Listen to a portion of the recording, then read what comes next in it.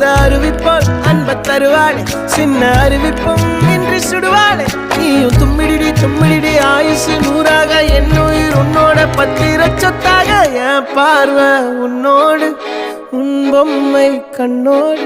பேசாமல் விண்ணோடு நாம் மிதந்து போவோம் காதாரா அடியானோ நான் தாங்க மாறோடு